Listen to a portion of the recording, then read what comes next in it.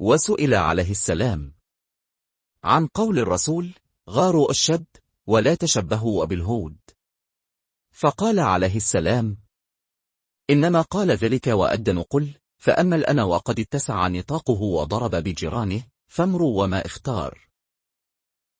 امام علی علیہ السلام سے رسول خدا کے اس قول کے بارے میں پوچھا گیا کہ بڑھاپے کو تبدیل کر دو اور یہودیوں سے تشبیہ نہ دو،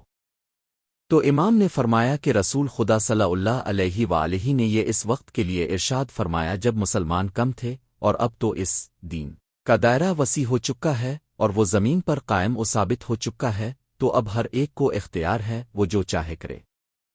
اس حکمت میں حضرت علی علیہ السلام سے رسول خدا کے اس قول کے بارے میں پوچھا گیا کہ بڑھاپے کو بدل دو اور یہودیوں کے مشابہ نہ بنو، تو امام نے فرمایا یہ اس وقت کے لیے حضرت نے فرمایا جب مسلمان کم تھے، اور اب تو اس دین کا دائرہ وسیع ہو چکا ہے اور وہ زمین پر قائم اور ثابت ہو چکا ہے، اب تو ہر ایک کو اختیار ہے جو چاہے کرے۔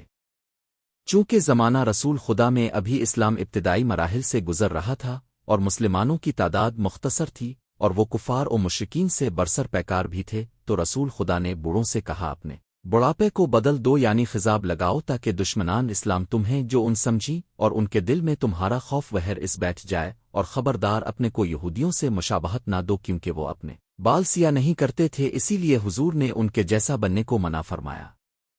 پس استحباب خضاب مسلمان کی تعداد کم ہونے تک تھا، لیکن جب اسلام کا دائرہ وسیع ہوا، مسلمانوں کی تعداد بڑھی اور اسلام زمیں پر قائم و ثابت ہو گیا، تو اب ہر ایک کو اختیار دے دیا گیا کہ چاہے وہ بال کو خضاب کریں یا نہ کریں۔ اب خضاب مباح ہو گیا، کیونکہ جوانوں کی تعداد میں خاطر خواہ اضافہ ہو گیا، لہٰذا بوڑھوں کو میدان جنگ میں جانے کی چندہ ضرورت ہی نہیں رہی کہ وہ اپنے بال سیاہ کریں۔ یہاں پر تبدیلی حکم خضاب میں ایک علمی و تحقیقی نکتہ کی طرف توجہ دلانا چاہتا ہوں، اور وہ یہ ہے کہ احکام تابع موضوعات ہوتے ہیں، لہذا ان کی دو حکمتیں ہیں: ایک، احکام ثابت بلحاظ موضوعات جیسے نماز، روزہ، حج; دو، احکام متغیر بلحاظ موضوعات جیسے مسئلہ خون و خضاب۔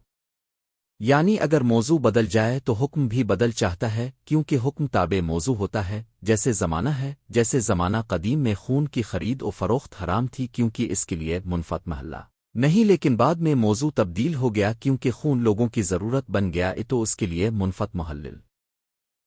کیونکہ خون لوگوں کی ضرورت بن گیا، تو اس کے لیے منفت محلہ ثابت ہو گئی، لہٰذا خرید و فروخت جائز ہو گیا۔ اسی طرح خضاب کا موضوع زمانہ رسول خدا میں مسلمانوں کی تعداد کی کمی تھی، لہٰذا مستحب تھا، بعد میں تعداد زیادہ ہو گئی تو حکم اب باجا آ گیا، موضوع بدلنے سے حکم بھی بدل گیا۔ البتہ موضوع عوض ہونے سے مراد یہ نہیں ہے کہ خون تبدیل ہو گیا، خضاب تبدل ہو گیا، بلکہ اس سے مراد فلسفہ و ملک قید موضوع ہو گیا۔